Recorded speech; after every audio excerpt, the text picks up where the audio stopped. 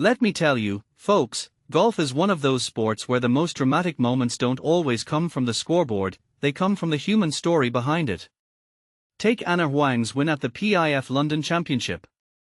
It wasn't just about a two-shot lead, it was about a moment that felt like a perfect storm of pressure, timing, and pure nerve. Charley Hull was on the verge of history, right? A sixth LET title, a course record, and a final round charge that had everyone on the edge of their seats. But then, poof.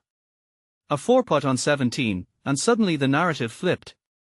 What makes this so fascinating is how quickly momentum can shift in golf.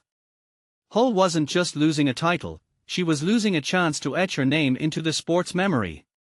And yet, here's the thing, Anna Huang didn't just seize the moment, she redefined it. That eagle on 18 wasn't just a shot, it was a statement. A reminder that in sports, sometimes the most resilient players aren't the ones who dominate the entire tournament, but the ones who thrive when the pressure is at its peak. Now, let's talk about Charley Hull for a second. She's not just a golfer, she's a symbol of consistency in a sport that often rewards luck as much as skill. Her 62 in the second round, her 6 under 67 in the third, it's the kind of performance that makes you wonder why she hasn't already won a major. But here's where people get it wrong, golf isn't just about hitting the ball straight.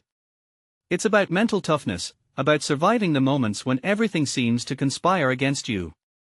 Hull's double bogey on 17 wasn't just a mistake, it was a test. And she failed it. But here's the kicker, failure in golf isn't the end. It's a reset. It's a chance to rebuild, to learn, to come back stronger. What many don't realize is that the Solheim Cup 2026 is already on the horizon, and players like Hull are shaping the future of the sport. Her performance here isn't just a footnote, it's a building block for the next chapter. And then there's Anna Huang. This isn't her first rodeo, but it's her fourth LET title, and the way she closed this tournament. It's the kind of finish that makes you think, how does she stay so calm under pressure? In my opinion, it's not just about technique, it's about mindset. Huang didn't just win, she calculated her way to victory. That eagle on 18 wasn't luck. It was precision.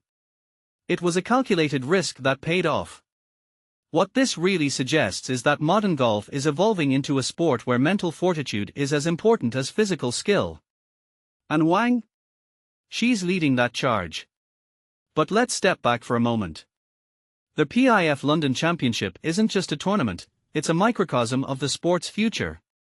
With the LPGA Tour 2026 schedule looming, and the Solheim Cup in the Netherlands, the stakes are higher than ever.